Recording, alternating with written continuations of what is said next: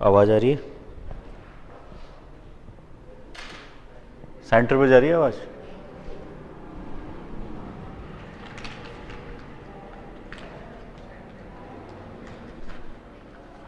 Read का batch है ना? देखिए,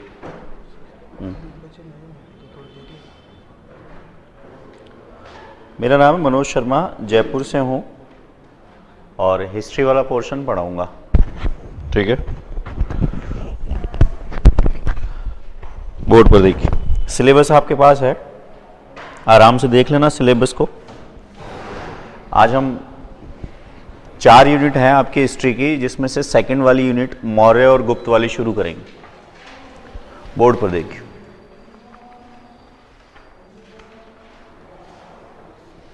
पहले बेसिक सी बात करें।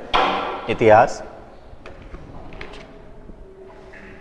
लिखना नहीं है, अभी मैं लिखाऊंगा, बोर्ड पर देखिए।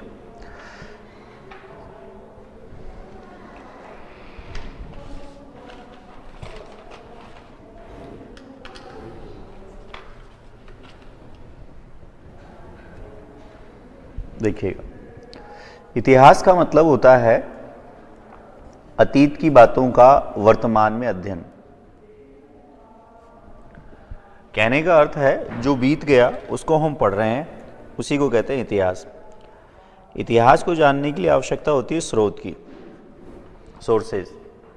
ये मार्कर लाना, सोर्सेज।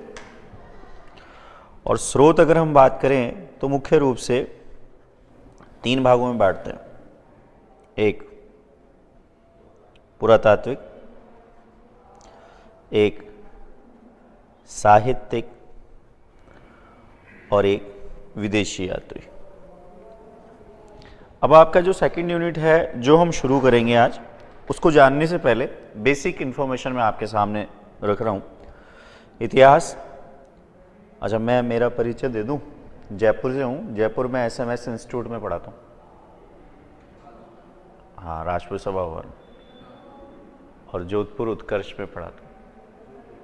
उत्कर्ष में पढ़ाता हूँ, यूट्यूब पर भी अवेलेबल हूँ, आराम से देख लेना, बाकी बोर्ड पर। तो हमने कहा इतिहास क्या है। इतिहास का मतलब है अतीत की बातों का वर्तमान में अध्ययन। और इतिहास को जानने के लिए आवश्यकता है स्रोत। स्रोत 3 प्रकार के, पुरातात्विक, साहित्यिक और विदेशी यात्री। पुरातात्विक, पुरातात्विक में हम रखते हैं अभिलेख, सिक्के और मृदभांड। एक एक पे चर्चा करूंगा।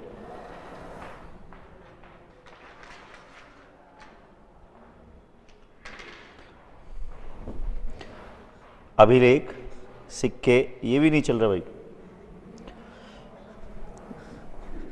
मेरी गाड़ी में पड़े हुए हैं 2 मार्कर, अगर चाहो तो आप ला सकते। चल ही नहीं रहे, कोई सा ही नहीं चल रहा, नहीं लिया हो। अभिलेख, सिक्के और मृदभांड। साहित्यिक को 2 भागों में बांटते हैं, एक धार्मिक और एक धर्मेतर, यानी धर्म से अलग। तीसरा है विदेशी यात्री। विदेशी यात्रियों में एक तो है मेगस्थनीज, एक है फाइयान और एक है विंस। ये तो नॉर्मल इंट्रोडक्शन है, इसकी चर्चा अभी वापस करेंगे।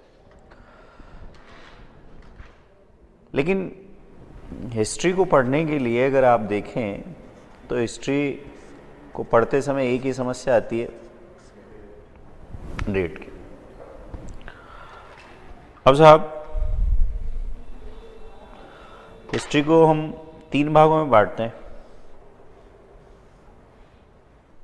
एक प्राचीन, एक मध्यकालीन और एक आधुनिक। पिछले 2011 से पढ़ा रहा हूँ, तो पता चला कि पढ़ाते पढ़ाते डेट की समस्या, बोले याद नहीं होता, याद नहीं होता, याद नहीं होता। हमने क्या किया, हमने ये सोचा कि सब कुछ ही याद करें। तो सब कुछ ही याद करेंगे तो कुछ भी याद नहीं होगा। और रीट में ये वाला पोर्शन भी है, ये वाला पोर्शन भी है और ये वाला पोर्शन। अब डेट के स्तर पर अगर मैं चर्चा करूं तो तीनों पोर्शन है आपके, और तीनों पोर्शन है तो मान लीजिए ये ईसा मसीह है। ईसा मसीह के जन्म को मान लिया 0।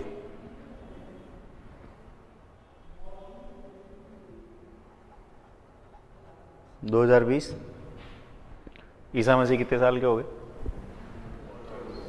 2020 साल के हो गए ना, जब 0 मान लिए तो। एक है यहाँ पे आपके सिंधु सभ्यता, एक है आपके वैदिक सभ्यता, एक है आपके मौर्य, और एक है गुप्त। अब ये जो फेज है बोर्ड पर देखते रहना सब, क्योंकि यही चीज समझाई नहीं जाती कहीं भी और सीधे ही पढ़ाते हैं, बोले मौर्य। यहां से लेकर और यहां तक का जो ये टाइम पीरियड है इसे कहते हैं एडी। एडी का अर्थ होता है ईसवी। मार्कर लाओ सर, बिना मार्कर के पार नहीं पड़ रही है।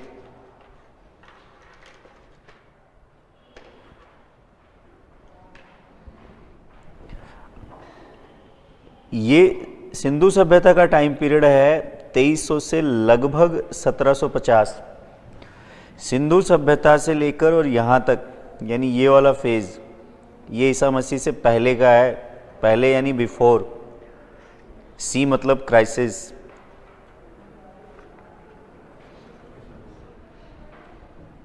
क्लियर?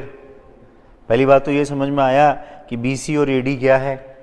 भाई ईसा मसीह का जन्म हमने क्या माना? 0।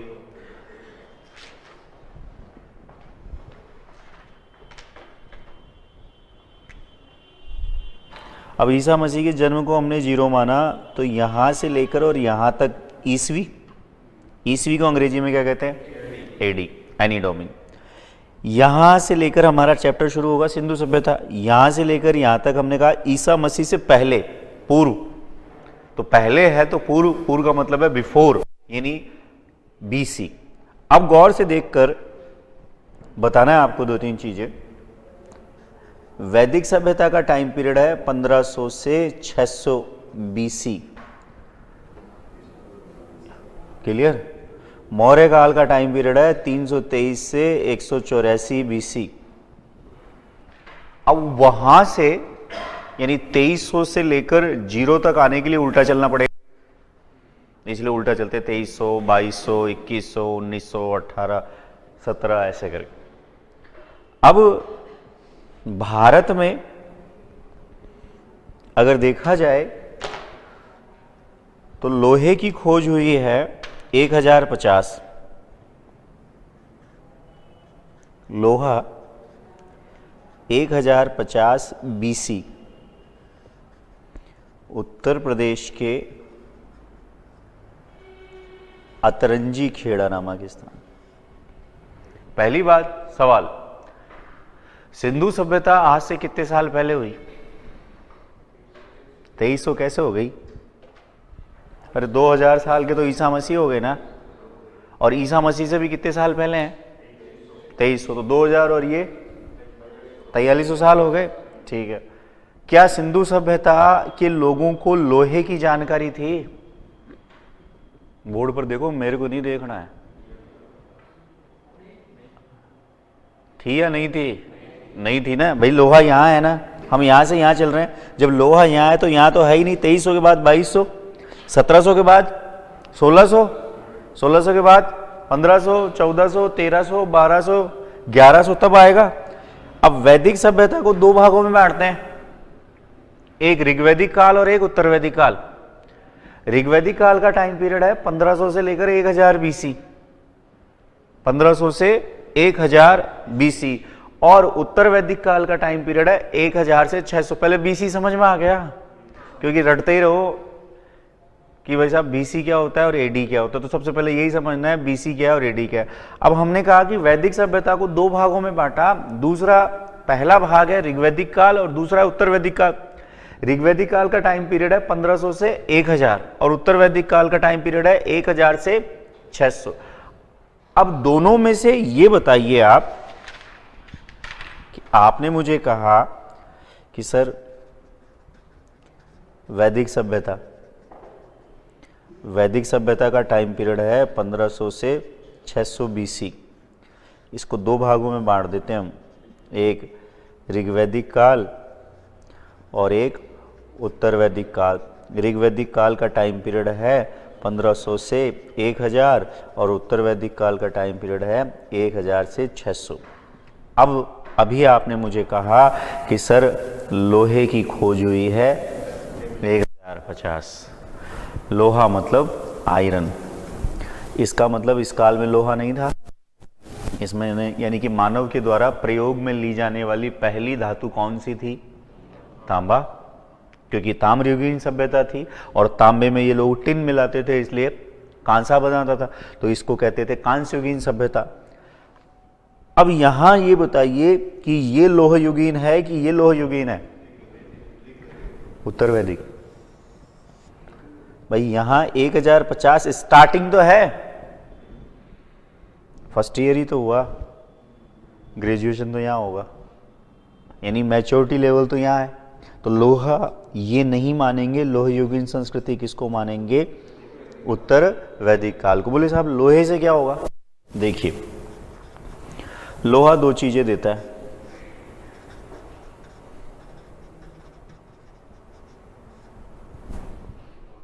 एक हल और एक हथियार। देखिए साहब ऐसा है,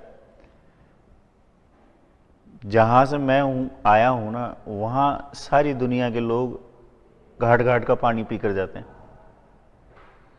जयपुर या जोधपुर, क्योंकि गली मोहल्लों में तो चलो जो जैसा चल रहा है वैसा चल रहा है।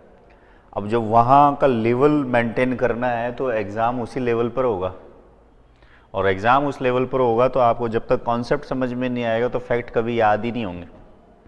हम रटते हैं, हमने रटा कि साहब हुमायूं के काल में दो चित्रकार थे, एक ख्वाजा अब्दुल सम्मद और एक मीर सैयद अली। दोनों ने चावल के एक दाने पर चित्र बनाया जिसका ऊपर पोलो खेलते हुए या चौगान खेलते हुए दिखाया गया। लेकिन हुमायूं के साथ ऐसा हुआ क्या जो उसे इंडिया से बाहर जाना पड़ा, और इंडिया से बाहर जाने के बाद उसे दो चित्रकारों की सेवाएं मिली। तो हुमायूं ने शेर शाह सूरी के साथ युद्ध लड़ा था, एक तो कन्नौज का और उससे पहले एक लड़ा था चौसा का युद्ध 1539-1540। तब कन्नौज के युद्ध में शेर शाह सूरी को अंतिम रूप से हरा दिया गया और शेर शाह सूरी यहाँ से आउट हो गए, सॉरी हुमायूं यहाँ से आउट हो गया और द्वितीय अफगान वंश की स्थापना हो गई भारत में।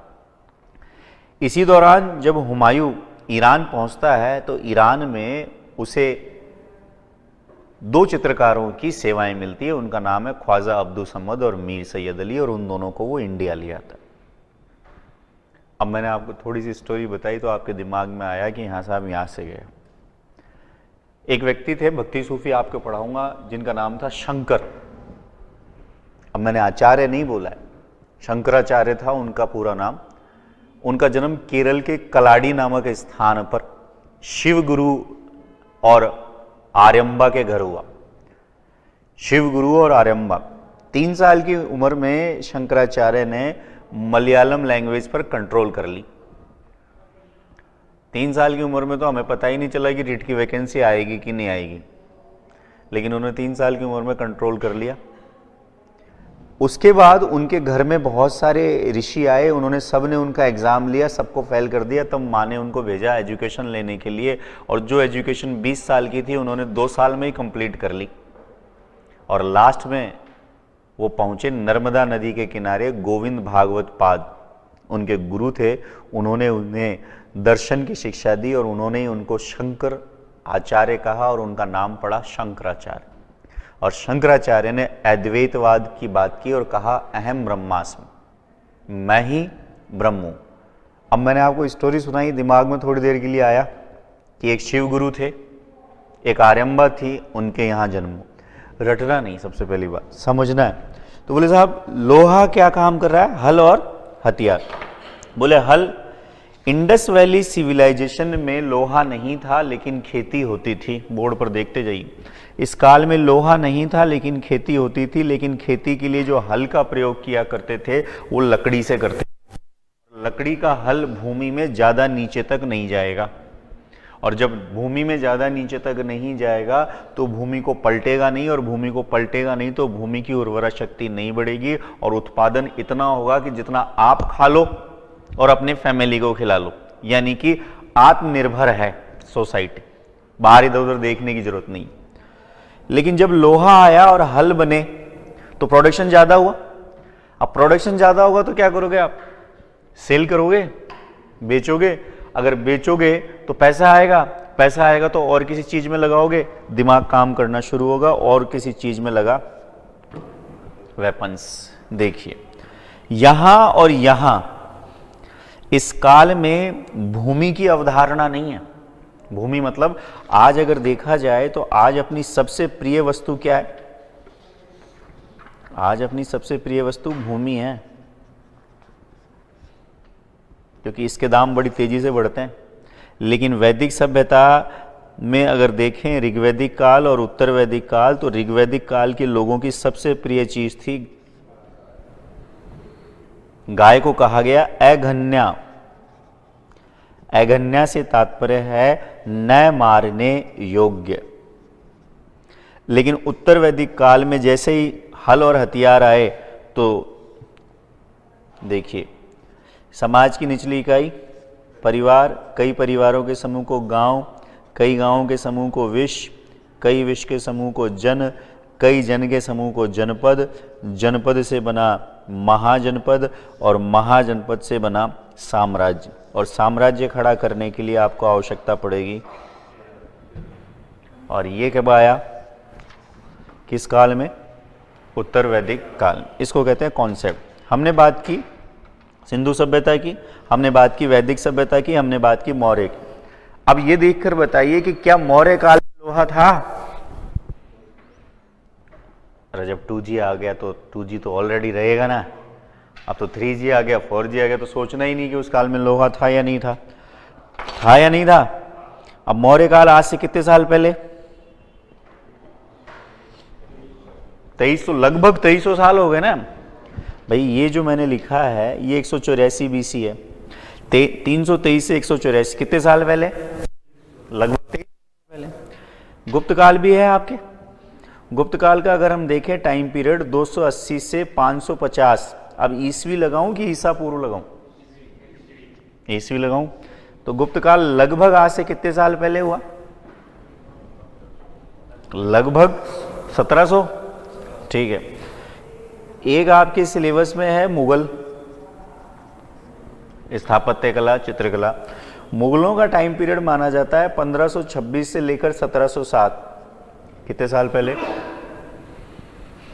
500 साल, लगभग 500 साल। फिर एक है आपका मॉडर्न, आधुनिक, और ये चलेगा 1857 से लेकर 1947। इसको कहते हैं गणना।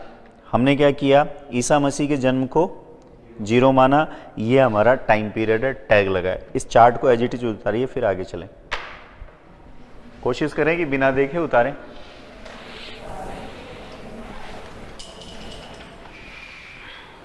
सेंटर पे जो है वो भी चार्ट को उतार लीजिए।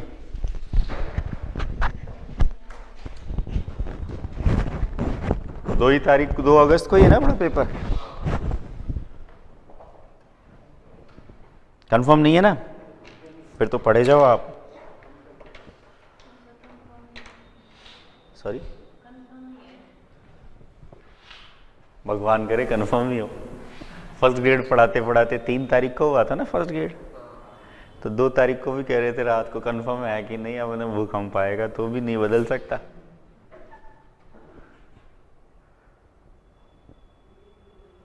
बढ़िया उतारिएगा, साफ साफ।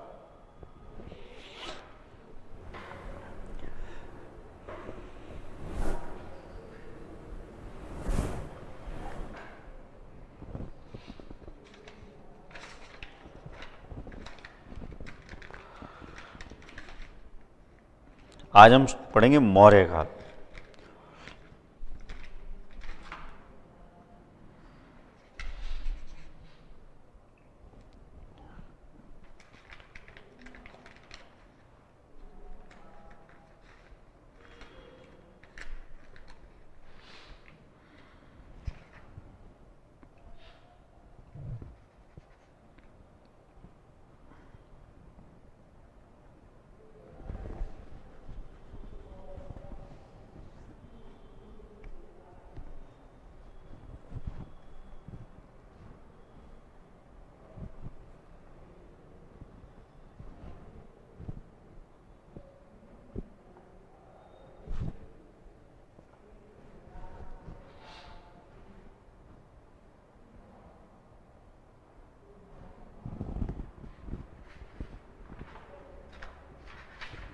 कोशिश करें बिना देखे उतारने की।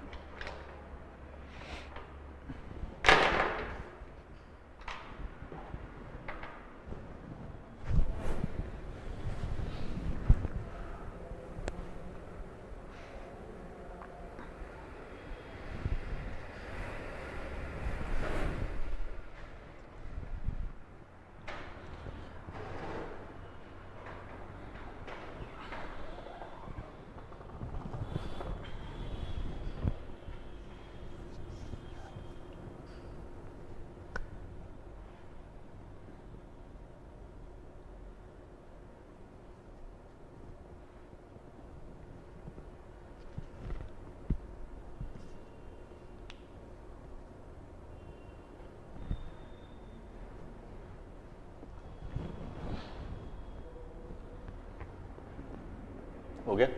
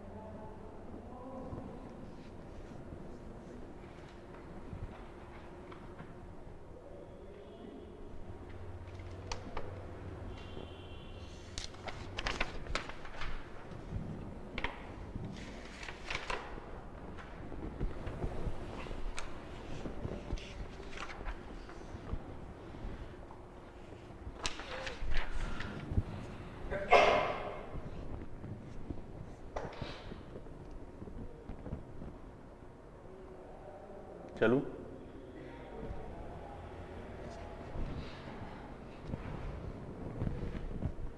सब चैप्टर में आएगा तो बेसिक है, थोड़ा समझना चाहिए इसको, इस वजह से आपको।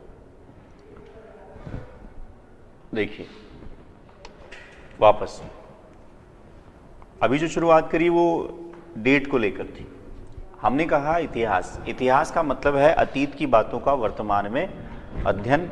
इतिहास को जानने के लिए आवश्यकता होती है स्रोत। स्रोत बेसिकली 3 प्रकार के हैं, पुरातात्विक, साहित्यिक और विदेशी आते हैं। अब एक एक करके चर्चा करते हैं। पुरातात्विक,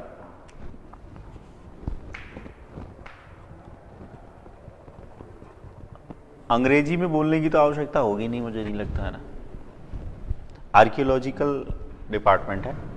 पुरातात्विक, पुरातात्विक में हम क्या रखते हैं?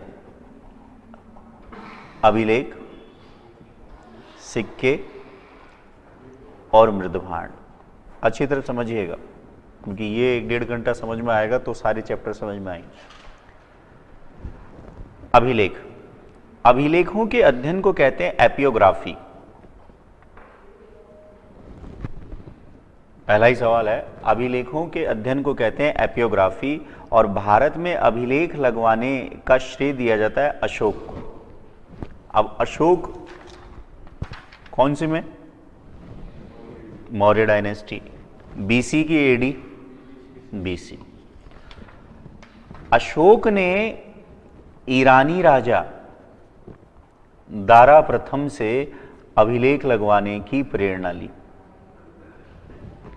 अब ये अभिलेख देखिएगा,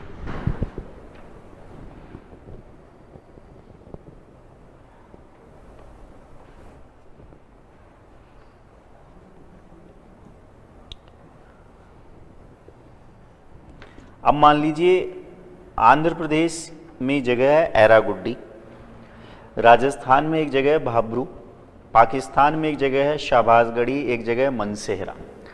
खुदाई के दौरान जिस स्थान से के अभिलेख मिले हैं हमने वही नाम दे दिया।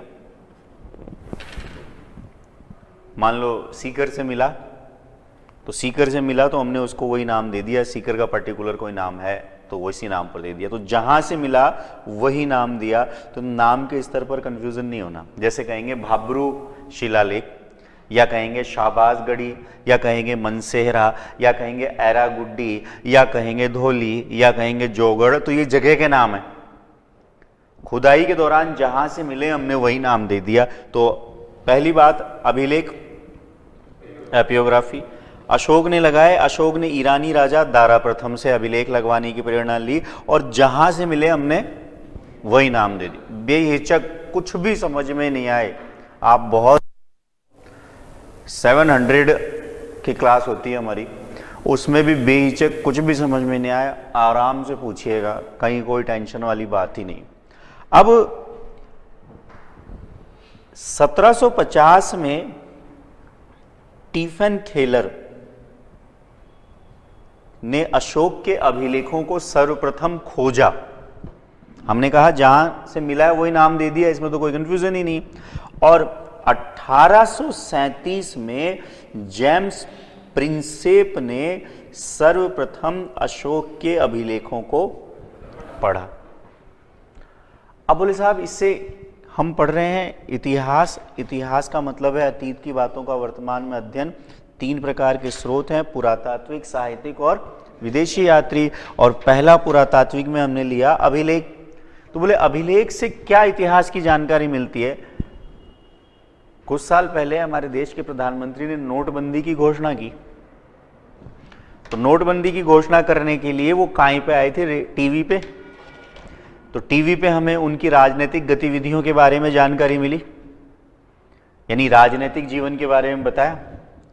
फिर अगर अशोक को कोई सूचना देनी थी तो अशोक वो सूचना किसके माध्यम से दे रहा है? तो अभिलेख आपको जीवन के बारे में बता रहा है। अशोक के 13वें शिलालेख से कलिंग आक्रमण की जानकारी मिलती है। अशोक के 2 और 7वें स्तंभ लेख से धम्म की परिभाषा मिलती है। अपासिनवे बहुकयाने दया दानवे माधवे साधवे चैकियम चु धम्म। धम्म क्या है? तो धम्म एक प्रकार का नैतिकता से संबंधित संग्रह है। तो उस काल के धार्मिक जीवन की जानकारी मिलती है। अशोक ने अपने अभिलेख के माध्यम से जीव हत्या पर पाबंदी लगाने की बात की है। इसका मतलब अशोक के अभिलेखों से उस काल के सामाजिक जीवन की जानकारी भी मिलती है। तो राजनीतिक, धार्मिक, सामाजिक, अशोक के अभिलेखों से पता चलता है कि अशोक ने कपिलवस्तु के लुम्बिनी नामक स्थान की यात्रा की थी। 563 ईसा पूर्व कपिलवस्तु के लुम्बिनी नामक स्थान पर महात्मा बुद्ध का जन्म हुआ था और वहां जाकर अशोक ने टैक्स को कम कर दिया था, यानी कि अर्थव्यवस्था की भी जानकारी मिलती है। हमने कहा इतिहास में पहला लिया पुरातात्विक, और पुरातात्विक में क्या लिखा? अभिलेख। और अभिलेखों के बारे में हमने अशोक की बात की। डिटेल हम आगे बात करेंगे मौर्य में। अब आइए सिक्के देखते जाइएगा। सिक्के आज चलते हैं क्या? चलते हैं ना? इसमें क्या है? सिक्कों के अध्ययन को कहते हैं न्यूमिस्मैटिक्स। 2000 का नोट देखा है आपने? देखा ही है। हाँ, क्या यहां चलता है? जम्मू कश्मीर में चलता है। अपने देश का भाग है तो क्यों नहीं चलेगा? तमिलनाडु में चलता है, अरुणाचल प्रदेश में चलेगा, असम में चलेगा, गुजरात में चलेगा। ये भारत की बाउंड्री है। 32,87,000 के आसपास भारत की बाउंड्री है। तो सिक्कों से किसी राज्य की सीमा की जानकारी मिलती है साहब। कैसे? खुदाई के दौरान जिस स्थान से सिक्के मिले, मान लीजिए मौर्यकालीन राजा की राजधानी मगध, और मगध के द्वारा चलाए गए सिक्कों की ढेर भरतपुर से मिले। जैसे हम पढ़ेंगे कि गुप्तकालीन शासकों में जो सिक्के चलाए गए थे उनके ढेर अपने राजस्थान के बयाना से मिले। तो इसका मतलब उसके सिक्के वहां से मिले तो उसकी बाउंड्री वहां तक होगी। तो सिक्कों से क्या जानकारी मिली आपको? अब मान लीजिए सिक्के मिले, सिक्के सोने के होंगे सोने के होंगे तो इकोनॉमी बूम कर रही होगी, सिक्के चांदी के हुए इकोनॉमी डाउन है, सिक्के तांबे के हुए तो और डाउन है। यानी कि सिक्कों से हमें अर्थव्यवस्था की जानकारी मिलती। मान लो सिक्कों पर नंदी की आकृति है तो राजा शैव धर्म को मानता होगा, और मान लीजिए सिक्कों पर गरुड़ की आकृति है तो किसको मानता होगा। निम्नलिखित कथनों पर विचार करिए कि सिक्कों से क्या किसी राज्य की सीमा की जानकारी मिलती है? मिल रही है साहब, याद करने की आवश्यकता ही नहीं। क्या सिक्कों से अर्थव्यवस्था की जानकारी मिलती है? मिलती है साहब। क्या सिक्कों से धर्म की जानकारी मिलती है? अब भारत, अब अपने क्यों बताए, क्योंकि मौर्यकालीन सिक्कों में एक सिक्का आएगा पण। पण चांदी की मुद्रा थी और पण जो थी वो वेतन देने के काम में ली जाती थी। सोने के सिक्कों को कहते थे सुवर्ण, तांबे के सिक्कों को कहते थे काकनी, माशक, ऐसे नाम मिलेंगे। और ऐसे ही बहुत सारे सिक्के आपको मिलेंगे किस काल में? गुप्त काल। जैसे चंद्रगुप्त विक्रमादित्य के द्वारा व्याघ्र शैली के सिक्कों का प्रचलन कराया जाएगा। समुद्रगुप्त के द्वारा गरुड़ या अश्वमेघ प्रकार के सिक्कों का प्रचलन कराया जाएगा। लेकिन उनको पढ़ने से पहले आपको किसकी जानकारी? अब बात करें कि भारत में सोने के सिक्के चलते होंगे, चांदी तो नॉर्मल होगी, लेकिन सोना आज भी एक प्रकार से हॉट करेंसी है। हॉट करेंसी का मतलब यह होता है कि वह मुद्रा जो सभी जगह चले। आपने मुझे कहा कि 2000 का नोट भारत में चलेगा, लेकिन वही 2000 का नोट यहां लेकर जाओगे तो लोग कहेंगे जिन्ना जी की फोटो वाला लाओ, चलेगा ही नहीं वो। क्योंकि जाओगे पाकिस्तान गए, मान लो गांधी जी की फोटो वाला नोट लेकर गए, बोले 1 किलो प्याज देना, बोले ये तो वहां पर फिर चेंज करानी पड़ेगी। इसका मतलब हमारी कागज की मुद्रा यहां नहीं चलेगी, लेकिन यहां का खरीदा हुआ सोना यहां सेल करने जाओगे, बिकेगा कि नहीं बिकेगा? 100% बिकेगा। श्रीलंका में बिकेगा कि नहीं बिकेगा? बिक जाएगा। जावा, सुमात्रा, बाली, इंडोनेशिया, सब जगह बिकेगा, कहीं कोई दिक्कत नहीं होगी। हो सकता है थोड़ा कम मिले, 100 रुपए का प्रोडक्ट है आपका तो 90 मिले लेकिन बिकेगा। लेकिन 2000 का नोट कहोगे ना आप 1800 दे दे, मना कर देगा साफ शब्दों में। इसका मतलब सोना सबसे हॉट करेंसी है। हॉट करेंसी का मतलब है कहीं भी चले। तो भारत में सबसे पहले सोने के सिक्कों का प्रचलन किसने कराया? तो सोने के सिक्कों का प्रचलन कराया था कुषाण शासकों ने। और कुषाण में सोने के सिक्कों का प्रचलन कराने का श्रेय दिया जाता है विम कडफिसस को। बहुत सिंपल है। बर्तन साफ किए होंगे आप लोगों ने, और विम से अगर बर्तन साफ करते हैं तो वो चमक जाते हैं, तो सोने का सिक्का भी चमकता है। भारत में सबसे पहले सोने के सिक्कों का प्रचलन किसने कराया? विम कडफिसस। हमारा काम है प्री पास करना। प्री का मतलब है ऑब्जेक्टिव, यानी गोले वाले सवाल, लेकिन वो आपके दिमाग में रहेगा जब पहले तो कॉन्सेप्ट। देखिए आप लोग सब मेरे से ज़्यादा विद्वान हैं। विद्वान इसलिए हैं कि ग्रेजुएशन तो कर रखी होगी ना, हारे का सहारा। हाँ, इसी से ही करते हैं हम लोग। हमें अंग्रेजी बहुत अच्छी, तभी मैंने आपसे पूछा हमें अंग्रेजी आती है। To the headmaster subject sir I am ill so I can not come, thank you very much X Y. इतना सिखाया था हमें, इस सीक्वेंस में आना चाहिए। इसके अलावा अंग्रेजी आ नहीं सकती किसी भी राजस्थानी। 2 ही किताब पढ़ते थे हम, रैपिड रीडर और course reader. Once upon a time there was a crow. वो क्रो की जगह दूसरा आ जाता था तो राजस्थानी का दिमाग खराब हो जाता। ठीक है, फिर 45 से 55% सबके हैं ग्रेजुएशन में। फिर एक छोटा सा कार्यक्रम संपन्न किया होगा जम्मू कश्मीर से। अच्छा, राजस्थान में भी फैसिलिटी अवेलेबल है क्या? तो ये मैं मानता हूँ कि हमारे यहाँ सिर्फ और सिर्फ डिग्री को पढ़ा लिखा मानते, जबकि डिग्री वाला कोई अर्थ नहीं। तो ये मुझे मानना है कि 3 चीज़ें होती है पढ़ाने में। एक होता है कॉन्सेप्ट, जो मैंने अभी आपको समझाने की कोशिश की। एक होता है स्टोरी, जो मैंने अभी शंकराचार्य के बारे में आपको सुनाई, और एक होता है फैक्ट, जो मैंने अभी आपको याद कराया इनके बारे में। तो तीन चीजें हैं, इनसे हम चर्चा करेंगे, इसके इतर आपको जाने की कोई आवश्यकता नहीं। अगला हमने कहा मृदभांड। बोले सर मृदभांड से इतिहास, मृदभांड को अब मैं अंग्रेजी भी बोलूंगा थोड़ी बहुत, जिससे कि आपकी ठीक हो जाए और मेरे आने वाले राजस्थान के बच्चों का भविष्य भी ठीक हो जाए, क्योंकि मास्टर ठीक रहेगा तो बच्चे ठीक रहेंगे, और मास्टर ही ठीक नहीं रहा तो फिर बच्चे कहाँ से ठीक रहेंगे। क्योंकि अगर मास्टरों को ईमानदारी से पूछ लें कि फूल गोभी को अंग्रेजी में क्या कहते हैं,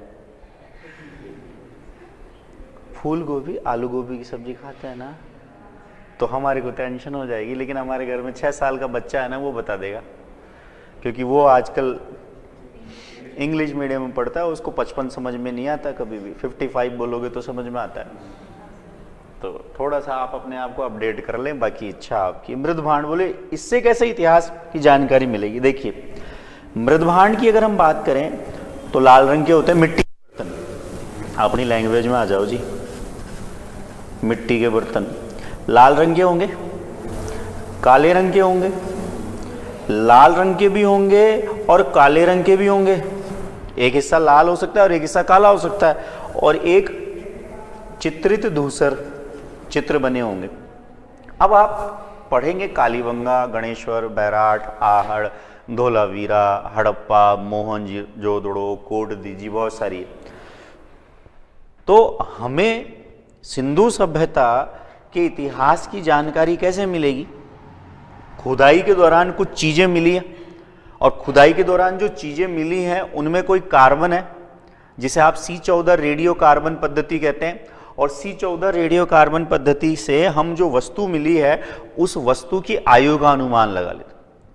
अब खुदाई हुई ऐसे, ये जगह कालीबंगा है, मान लीजिए कालीबंगा की खोज अमलालन घोष ने करी थी, ब्रज BK लाल, बालकृष्ण थापर और ब्रज विहारी करके जो हैं व्यक्ति, उन्होंने वहाँ उत्खनन का कार्य करा, तो जिसको आप BV लाल और BK थापर कहते हैं। ये कालीबंगा है। अब ऐसे मैं खुदाई कर रहा हूँ, अगर ऐसे खुदाई करूंगा तो जो चीज मिलेगी वो टूट जाएगी, लेकिन अगर मैं पैरेलल खुदाई करूंगा समान, तो जो चीज मिलेगी उसे मैं बाहर निकाल सकता हूँ। अब खुदाई करी, खुदाई करने से पहले एक और चीज आपको समझाऊं जिससे कि याद हो जाए। आप और मैं सब समाज में रहते हैं, हाँ या ना? समाज में रहते हैं, तो समाज में 2 वर्ग हैं,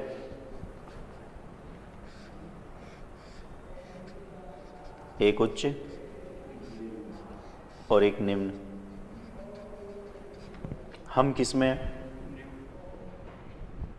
हम ना उच्च में हैं ना निम्न में हैं, हम मध्यम वर्ग में। क्या आप और मैं बिल्कुल ही डाउन हो गए क्या? खाने को नहीं है क्या अन्न, है ना? कपड़े पहनने को हेलीकॉप्टर से आए क्या? उसमें आए मध्यम, ठीक है साहब। निम्न और उच्च, समाज में जितने भी गड़बड़ काम होते हैं ना, वो यहां होंगे।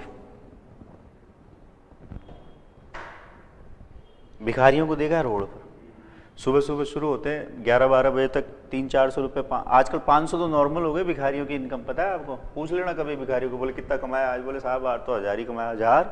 1000 तो मास्टर को नहीं मिलेंगे।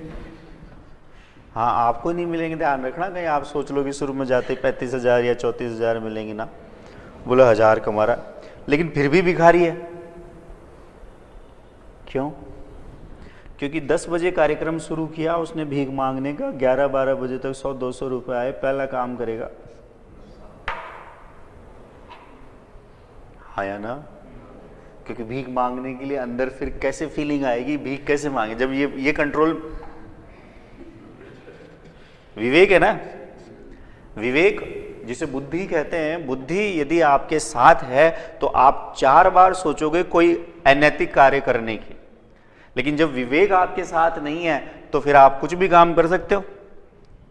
आ गया? यहां भीख मांगने की जरूरत नहीं, क्योंकि धन इतना है, और जहां धन अत्यधिक होगा वहां विवेक काम नहीं करेगा। अगर ज्यादा ही पैसा होता आपके पास, सबके पास 1-1 करोड़ होते, तो यहां थोड़ा ना आते, बोले हम भी कोचिंग खोलते हैं, काम करते हैं। हम रीट क्या करेंगे तैयारी करके, हम पढ़ाते हैं, दोनों ही गड़बड़ हो गए। हमारी मध्यम, आज भी घर जाने का समय 8 बजे 8:30 बजे है। बॉयज़ हमारा 9 बजे तक मान लो, गर्ल्स को आज भी अगर देखा जाए तो 6 बजे 7 बजे तक पहुंच जाना चाहिए था।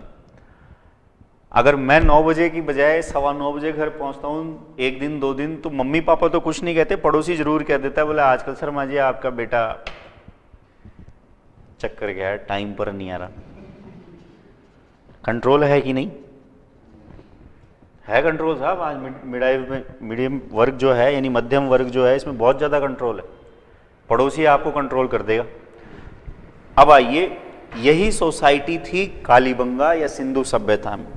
सिंधु सभ्यता में खुदाई के दौरान जिस स्थान से लाल रंग के या काले रंग के मिट्टी के बर्तन मिले होंगे, वहां समाज का कौन सा वर्ग रहता होगा? निम्न वर्ग। कैसे? अभी हमने कहा भिखारियों की बात, रेड लाइट पर मिलेंगे, रहते भी वही है, वो उनका घर भी वही है, सोते भी वही है, पानी भी वही पीते हैं, और पानी जहां पीते हैं देख लेना उनका मटका भी टूटा हुआ सा होगा, फूटा हुआ सा होगा, या तो लाल रंग का होगा, या तो खुदाई के दौरान अगर जहां से लाल और काले मिट्टी के बर्तन मिले, समाज का कौन सा वर्ग रहता होगा? पैसे वाले के घर चलो, मटके में तो पीता नहीं, लेकिन इसके पास मटके बहुत अच्छे अच्छे होंगे और बड़े होंगे, डिजाइन बिल्कुल चिकने, और उस पर कुछ ना कुछ फूल बना होगा, 1 लाख रुपए का भी हो सकता है। खुदाई के दौरान जहां से डिजाइन वाले मिट्टी के बर्तन मिले, समाज का कौन सा वर्ग रहता होगा? अपने मटके देख लो, अपना मटका तो सिंपल ऐसा होगा साहब, ठीक है, इसके ऊपर मटका होगा काले रंग का, ढक्कन होगा लाल रंग का, कहीं कहीं हो सकता है कि नल लगा दें जो वो ये भी हो जाए। तो हमारी कौन सी सोसाइटी है? सिंपल सी बात है, खुदाई के दौरान जहां लाल और काले रंग के मृद भांड मिले, समाज का कौन सा वर्ग है? निम्न वर्ग। जहां चित्रित मिले, समाज का कौन सा वर्ग है? उच्च। और जहां दोनों मिल जाएं, वहां कौन सा वर्ग है? क्या इतिहास में मृद भांडों से जानकारी मिल रही है? बोले हाँ साहब मिल रही है। पैराग्राफ में लिखिए, हेडिंग डाल लीजिए इतिहास, फिर एक एक और समझाता हुआ चलूंगा। थोड़ा समझाता हूं मैं, थोड़ा लिखवाता हूं, जिससे कि कुछ लोग सो ना जाएं। लिखिए इतिहास, डैश लगा के लिखिएगा। इतिहास से तात्पर्य है, इतिहास से तात्पर्य है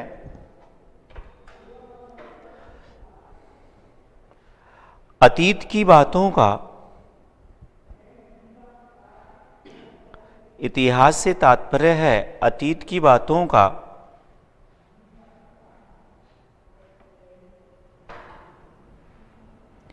वर्तमान में अध्ययन,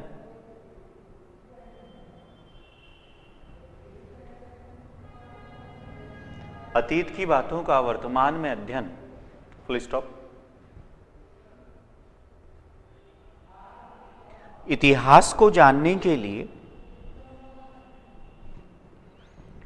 इतिहास को जानने के लिए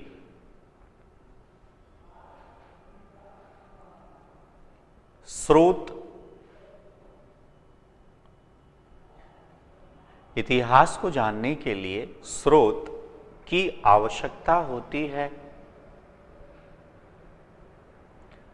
इतिहास को जानने के लिए स्रोत की आवश्यकता होती है। स्रोत लिख के और ये उतार लीजिए एज इट इज। 3 भागों में बांटना है। स्रोत लिख के, पहला है पुरातात्विक, दूसरा है साहित्यिक, तीसरा है विदेशी यात्री। पुरातात्विक, साहित्यिक और विदेशी यात्री।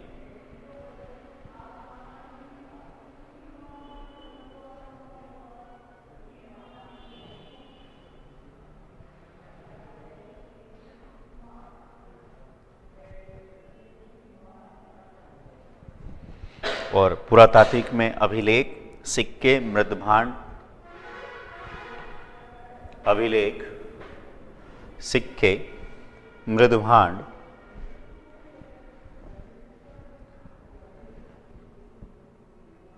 साहित्य को दो भागों में बांटेंगे, एक धार्मिक, दूसरा धर्मेत्तर। धर्मेत्तर से तात्पर्य होता है धर्म से अलग, अभी समझाऊंगा आपको। एक धार्मिक और एक धर्मेत्तर। तीसरा लिखिएगा विदेशी यात्री।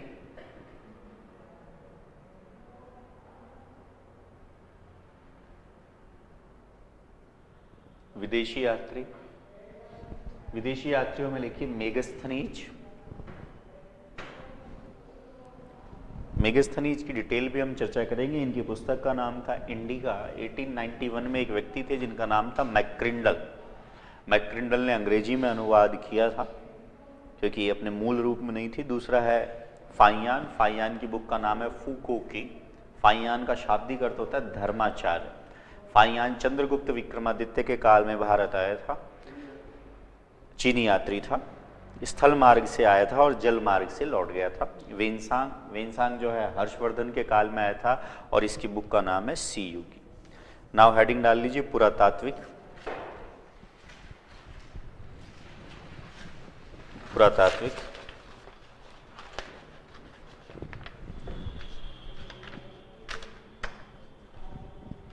पुरातात्विक नंबर 1 लिखिए अभिलेख।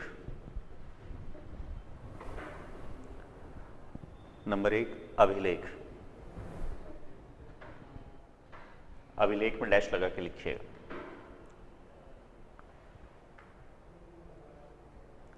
लिखिएगा अभिलेखों के अध्ययन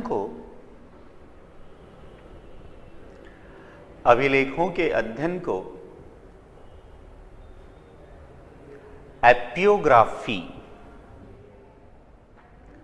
अभिलेखों के अध्ययन को एपियोग्राफी कहा जाता है। एपियोग्राफी कहा जाता है। भारत में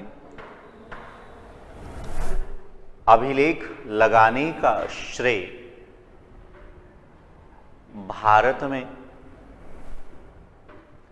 अभिलेख लगाने का श्रेय अशोक को दिया जाता है। अशोक को दिया जाता है। अशोक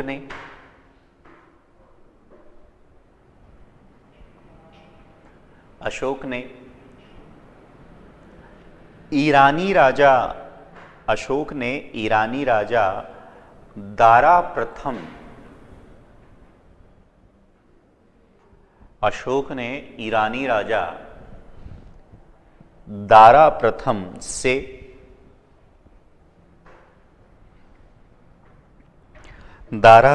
से अभिलेख लगवाने की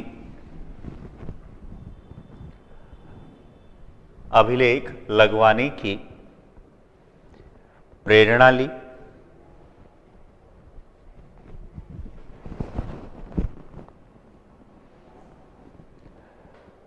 1750 में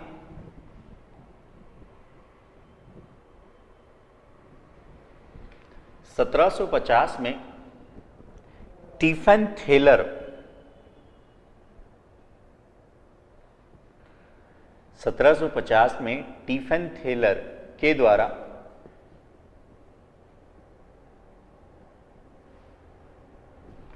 सर्वप्रथम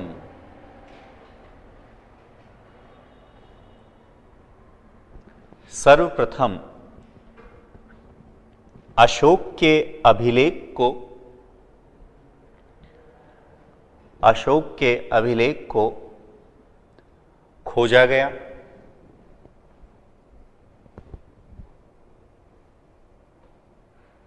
जबकि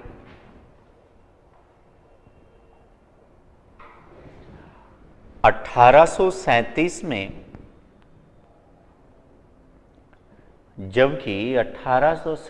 में जेम्स प्रिंसेप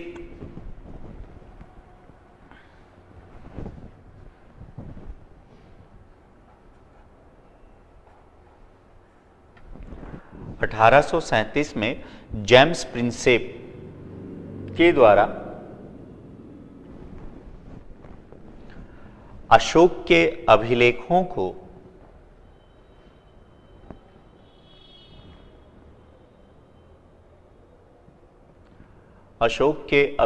को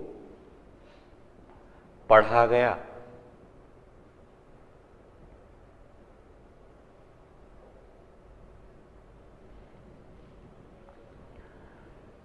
अभिलेखों से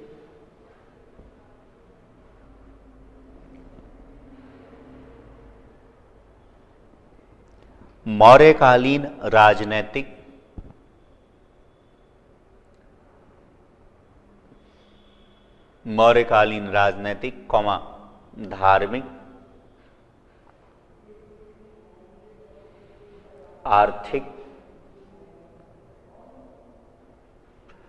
आर्थिक व सामाजिक जीवन की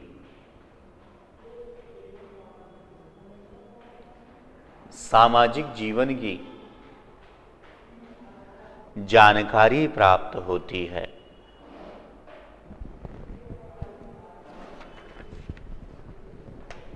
नेक्स्ट हेडिंग डालिए, सिक्के।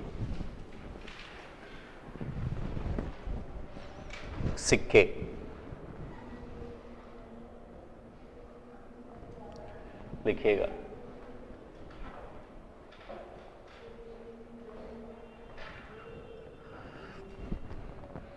सिक्कों के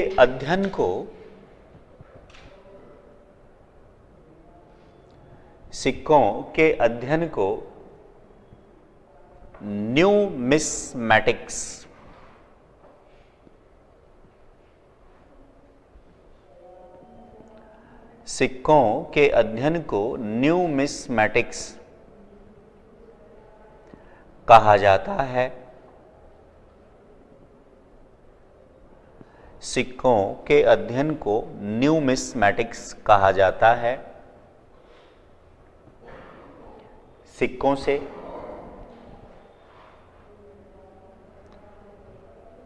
सिक्कों से किसी राज्य की सीमा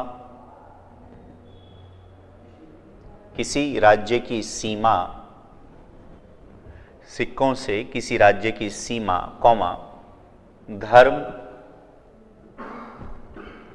धर्म व उस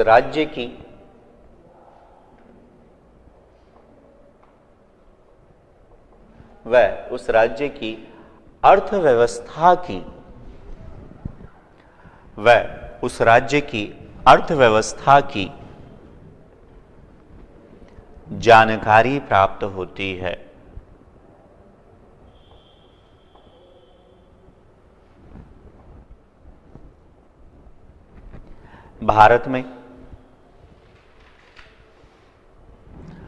भारत में सर्वप्रथम सोने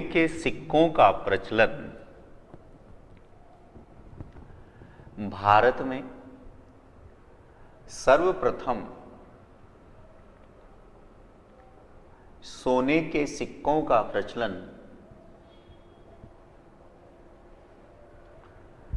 कुषाण शासक भारत में सर्वप्रथम सोने के सिक्कों का प्रचलन कुषाण शासक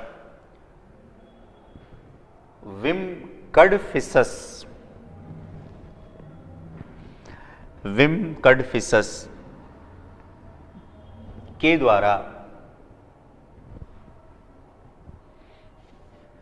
द्वारा कराया गया।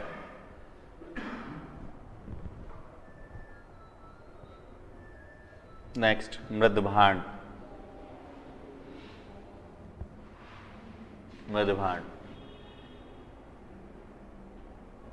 ब्रैकेट में लिखिए मिट्टी के बर्तन।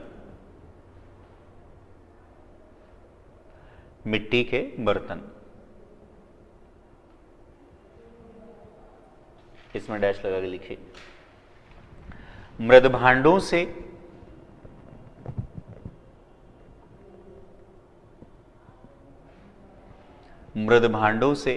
सामाजिक विषमता मृदभांडों से सामाजिक विषमता की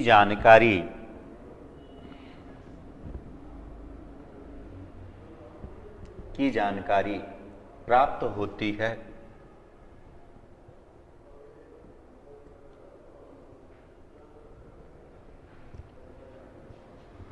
जैसे खुदाई के दौरान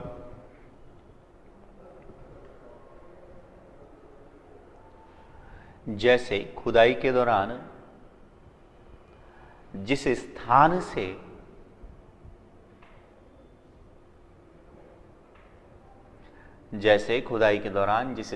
से लाल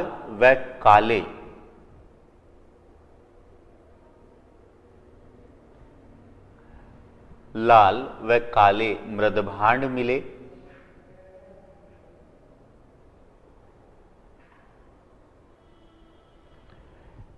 इससे यह अनुमान लगाया गया, लाल व काले मृदभांड मिले, इससे यह अनुमान लगाया गया कि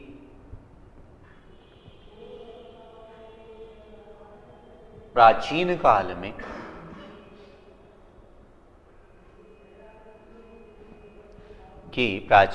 में यहां समाज के निम्न वर्ग का निवास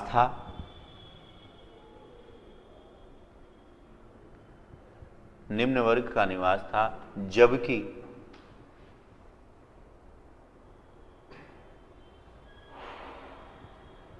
चित्रित धूसर मृदभांड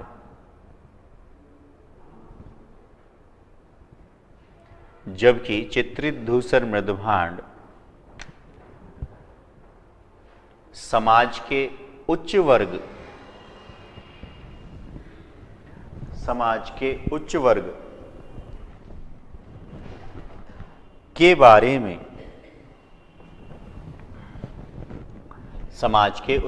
के बारे में जानकारी देते हैं।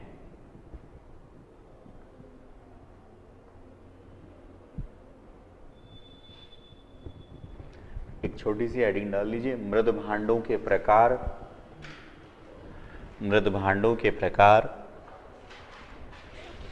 एक सवाल का जवाब आप ही दे दो मुझे अब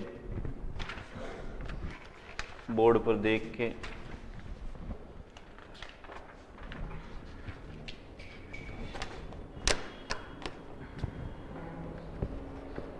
चित्रित धूसर मृदभांड वैदिक सभ्यता में ऋग्वैदिक काल में पाए जाएंगे कि उत्तर वैदिक काल में?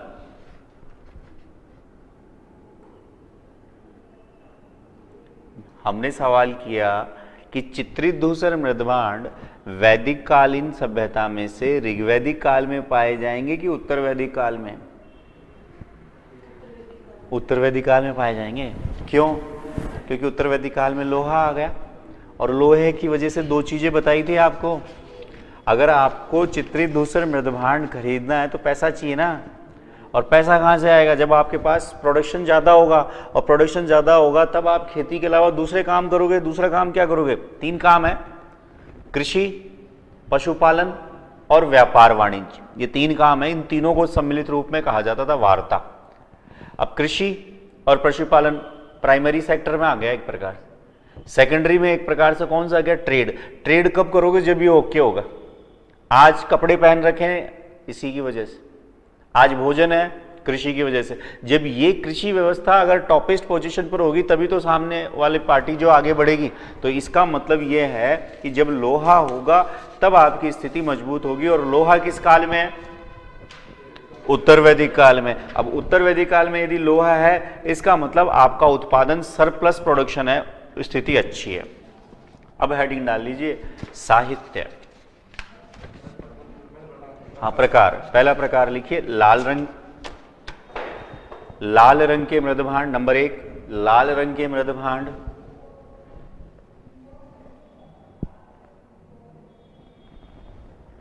नंबर 2,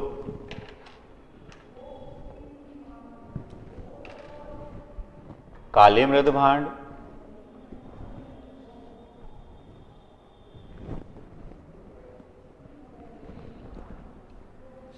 नंबर 3 लाल व काले मृद भांड,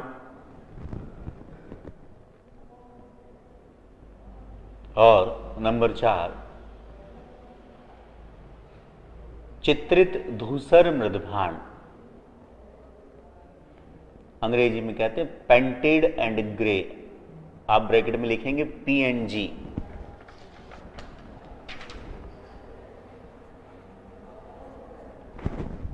PNG, चित्रित धूसर मृद भांड। पहला तो क्या पढ़ा आपने?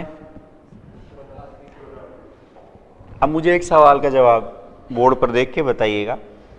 1857 का विद्रोह है ना, तो विद्रोह क्या होता है? किसी चीज के खिलाफ आवाज उठाना। फिर आवाज दबा भी तो दी जाती है। क्रांति किसे कहते हैं?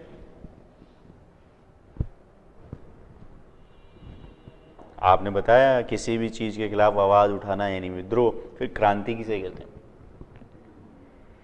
मेरी भाषा में समझिए, जो मैं अक्सर, मुझे ना करेला अच्छा नहीं लगता, लेकिन मेरी माँ हमेशा करेले की सब्जी बनाती, तो मैं क्या करता था? विद्रोह करता था। शाम को पिताजी आते और विद्रोह का दमन कर देते थे।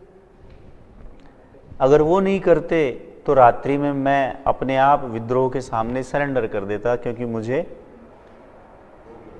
भूख लगती। तो विद्रोह का अर्थ आपके समझ में आ गया होगा।